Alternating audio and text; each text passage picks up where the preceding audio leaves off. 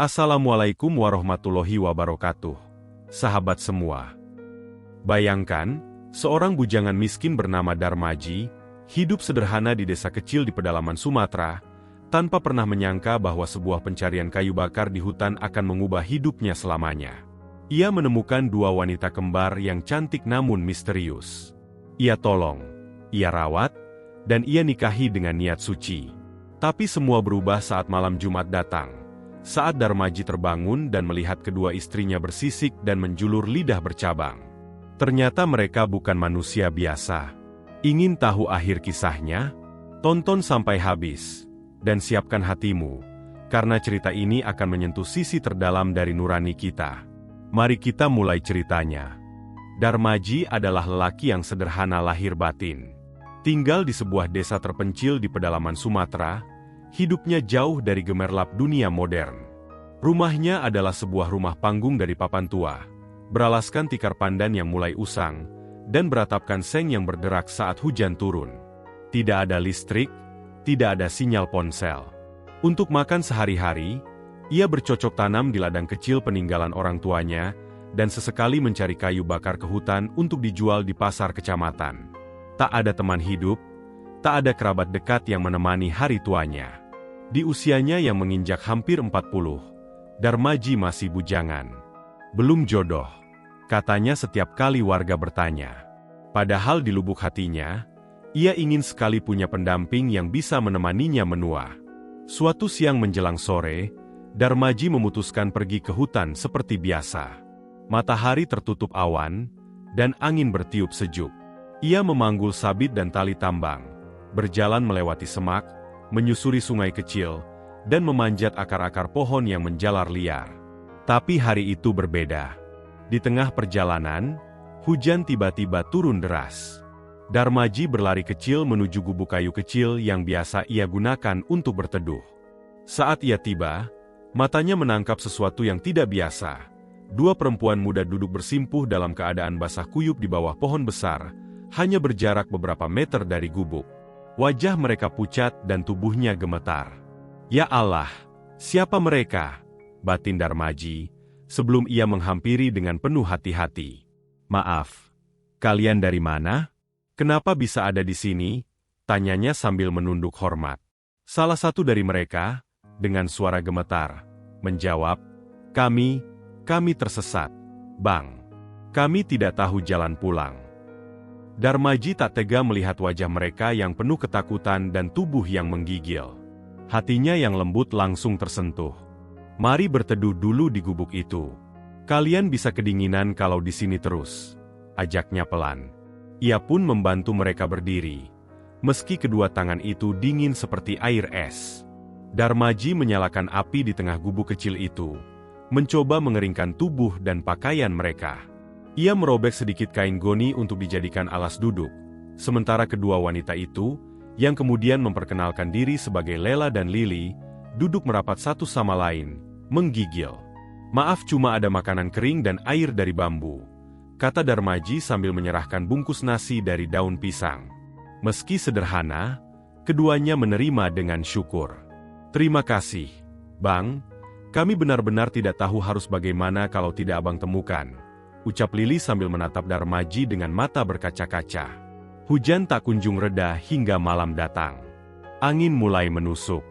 Darmaji memberikan jaket satu-satunya untuk mereka kenakan bersama. Ia sendiri hanya berselimut sarung lusuh. Api unggun kecil terus menyala, meski sesekali berasap karena kayu basah. Ia duduk di sudut gubuk, memandangi kedua wanita itu yang mulai terlelap karena kelelahan. Tapi dalam hatinya muncul banyak tanya. Bagaimana bisa ada dua wanita muda di hutan lebat ini? Kenapa tidak ada tanda-tanda mereka sedang dicari? Meski hatinya penuh curiga, rasa iba lebih besar dari rasa takut. Ia hanya bisa mengusap wajah dan berzikir pelan. Dalam hati, ia berkata, Ya Allah, kalau mereka makhluk baik, tolong lindungi aku dan mereka. Tapi kalau mereka bukan manusia biasa, beri aku petunjuk. Esok paginya, hujan reda tapi jalanan becek dan licin. Lela dan Lili mengatakan mereka belum siap berjalan jauh karena kaki mereka lecet. Darmaji akhirnya memutuskan membawa mereka pulang ke rumahnya. Di desa, kedatangan dua wanita cantik mendadak ini menimbulkan tanya. "Siapa mereka, Dar?" tanya Pak RT saat lewat. "Saudara jauh," jawab Darmaji singkat, enggan menjelaskan. Tapi gunjingan tetap menyebar. Untuk menjaga nama baik dan mencegah fitnah, Darmaji akhirnya mengajak mereka menikah secara sederhana, hanya disaksikan tokoh adat dan dua tetangga dekat. Meski menikahi dua wanita sekaligus terasa berat secara materi, Darmaji percaya bahwa Allah akan menolong orang yang niatnya baik. Ia berkata dengan mata yang jujur, "Aku tahu abang bukan orang kaya, tapi aku ingin kalian tahu, aku akan mencintai dan menjaga kalian dengan segenap hati." Lela tersenyum tipis dan menggenggam tangannya. "Kami tidak butuh harta, Bang, kami hanya butuh ketulusan." Hari-hari pun mulai berjalan penuh kehangatan. Lela dan Lili mulai membaur, membantu Darmaji menanam singkong, menyapu halaman, dan memasak makanan sederhana yang mereka pelajari dari warga. Rumah Darmaji yang dulu sunyi kini dipenuhi tawa dan obrolan hangat. Namun jauh di dalam, ada sesuatu yang belum sepenuhnya bisa ia pahami dari keduanya. Awalnya semuanya berjalan lancar. Tapi perlahan, Darmaji mulai merasakan sesuatu yang aneh. Lela dan Lili tak pernah ikut salat bersamanya. Setiap malam Jumat, mereka beralasan pergi berdoa di tempat sepi. "Kami punya kebiasaan spiritual sejak kecil," kata Lela sambil menunduk. Tapi Darmaji merasa ada yang tidak biasa. Setiap kali mereka kembali, aroma tubuh mereka berubah. Kadang seperti bau amis, kadang seperti tanah basah yang menyengat. "Kamu pakai minyak apa?" tanyanya suatu malam. "Minyak hutan, Bang." "Untuk kesehatan," jawab Lili singkat. Tapi malam-malam Darmaji mulai dipenuhi mimpi aneh. Dalam tidurnya, ia sering melihat seekor ular besar merayap ke tempat tidurnya, melilit tubuhnya pelan-pelan lalu menatapnya dengan mata kuning yang bersinar. Ia terbangun dengan peluh dingin, jantung berdegup kencang. Tapi saat menoleh ke sebelah, Lela dan Lili tidur seperti biasa, bahkan sesekali tersenyum kecil dalam tidurnya. "Ah, mungkin hanya mimpi," katanya menghibur diri. Tapi rasa was-was itu tumbuh, seperti bara yang diam-diam menyala. Ia mulai mencatat dalam hati, malam-malam aneh itu selalu terjadi saat malam Jumat. Dan yang membuatnya makin curiga, setiap pagi setelah malam itu, ada sisi kecil seperti kulit reptil di lantai dekat kasur. Suatu malam Jumat, Darmaji pura-pura tidur. Ia ingin tahu apa yang sebenarnya dilakukan kedua istrinya setiap malam suci itu. Dengan napas perlahan dan jantung yang berdetak cepat, ia menunggu. Ketika jam menunjukkan tengah malam, ia mendengar suara langkah pelan, dan pintu kayu dibuka perlahan. Ia membuka mata sedikit, cukup untuk mengintip. Lela dan Lili berjalan tanpa suara ke arah belakang rumah. Mereka mengenakan pakaian putih, dan rambut mereka dibiarkan tergerai. Darmaji mengikuti dari jauh, bersembunyi di balik pohon-pohon gelap. Ia melihat keduanya merayap ke arah kolam kecil yang tersembunyi di dalam hutan. Sesampainya di sana, tubuh mereka mulai berubah perlahan. Kulit mereka bersisik, lidah menjulur, dan mata mereka bersinar kehijauan. Darmaji terperanjat, tubuhnya gemetar. "Ya Allah, mereka bukan manusia," bisiknya lirih. Tapi mulutnya terkunci, dan kakinya seperti ditanam di tanah. Ia hanya bisa menyaksikan dengan tubuh gemetar dan dada yang bergolak. Hatinya remuk, antara takut, kecewa, dan tidak percaya. Tapi satu hal yang ia tahu pasti, kedua wanita yang telah ia nikahi dengan niat tulus, bukan manusia biasa. Mereka menyimpan rahasia yang jauh lebih dalam daripada yang ia bayangkan. Darmaji pulang dengan langkah gontai, hati bergejolak antara takut dan bingung. Ia duduk termenung di beranda rumah, memandangi bintang yang redup. Dalam benaknya, pertanyaan-pertanyaan berputar tanpa henti. Kenapa mereka menyembunyikan ini? Apakah aku harus terus hidup bersama makhluk seperti itu? Ia teringat kata-kata kedua wanita itu saat pertama bertemu. "Kami ingin hidup bersama manusia, tapi kami punya rahasia." Sekarang rahasia itu terungkap, dan rasa percaya mulai terkikis. Tiba-tiba, Lela dan Lili muncul di depan rumah, Wajah mereka pucat namun serius. "Darmaji," kata Lela dengan suara lembut tapi tegas. "Kami tidak ingin kau takut atau meninggalkan kami. Kami memang siluman ular, tapi hati kami tulus mencintaimu." Darmaji menatap mereka dalam diam. Hatinya terasa seperti tersayat. "Kalau begitu, jelaskan semua padaku.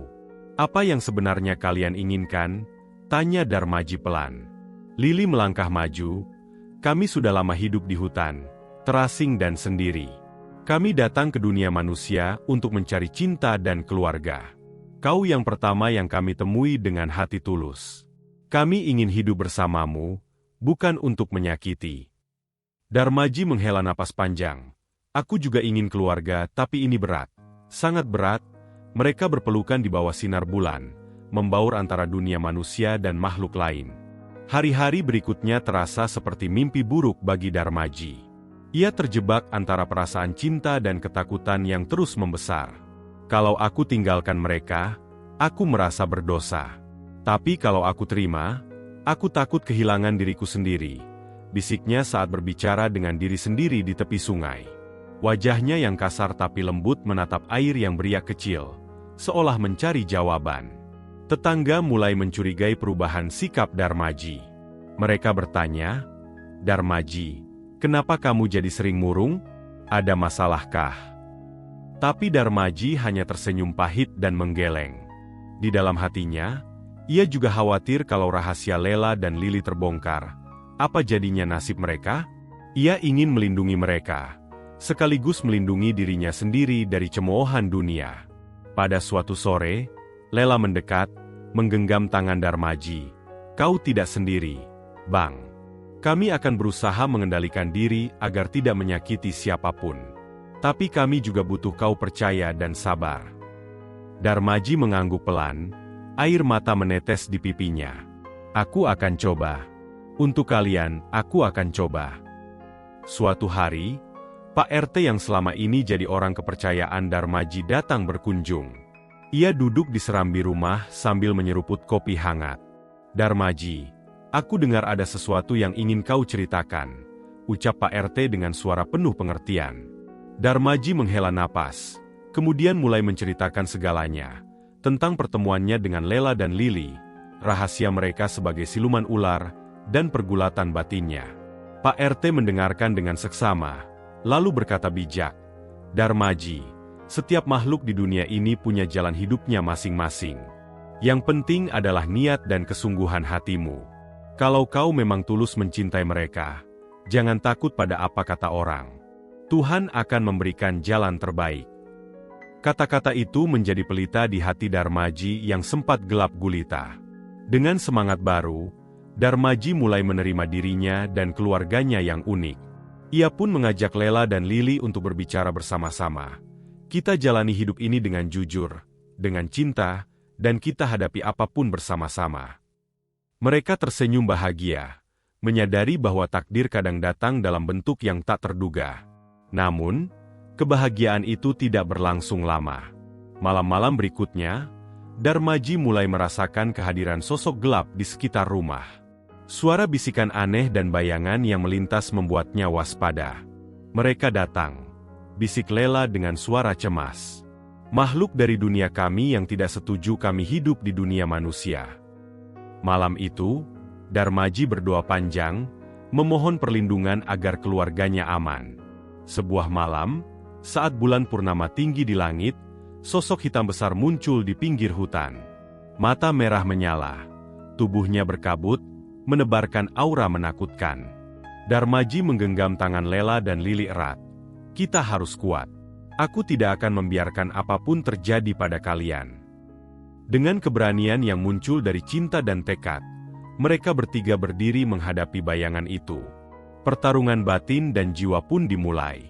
Mereka harus berhadapan dengan masa lalu, dengan rahasia yang tersembunyi jauh lebih dalam daripada yang mereka duga. Tapi Darmaji yakin, selama mereka bersama, tidak ada yang mustahil. Meski menghadapi ancaman dan tantangan, Darmaji, Lela, dan Lili tetap teguh. Cinta yang mereka rajut tidak sekadar cinta manusia biasa, tapi cinta yang menghubungkan dua dunia. Kita akan jalani semua ini bersama. Apapun yang terjadi, kata Darmaji dengan suara mantap. Lela dan Lili tersenyum penuh harap. Kami percaya pada cinta dan padamu, Bang. Hari-hari berlalu dengan penuh perjuangan, tapi juga penuh kehangatan. Mereka belajar menerima diri sendiri, dan belajar bahwa cinta sejati adalah tentang menerima kekurangan dan keunikan satu sama lain. Desa yang dulu penuh keraguan kini mulai menerima mereka sebagai keluarga. Darmaji tahu, perjalanan mereka masih panjang, tapi dengan iman dan cinta, segala rintangan bisa dilalui. Kisah Darmaji dan kedua istrinya menjadi legenda kecil di desa itu, tentang bagaimana cinta mampu menembus batas dunia dan makhluk. Dan di balik semua itu, tersimpan pesan bahwa kasih sayang dan kejujuran adalah kunci dari kebahagiaan sejati.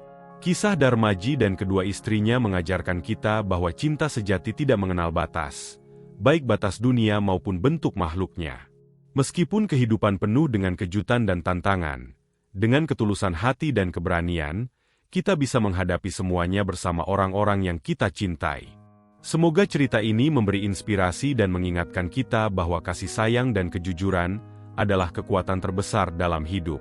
Teruslah percaya pada keajaiban cinta, karena siapa tahu, takdir mungkin menyimpan kejutan indah untuk kita semua. Terima kasih sudah menyimak cerita penuh makna ini sampai selesai. Jangan lupa untuk like, share, dan subscribe channel ini agar kamu tidak ketinggalan kisah-kisah menarik dan inspiratif lainnya. Semoga selalu diberi kesehatan dan kebahagiaan. Sholawat serta salam semoga selalu tercurah kepada Nabi Muhammad SAW. Semoga kita semua mendapatkan berkah dan petunjuknya. Sampai jumpa di cerita berikutnya.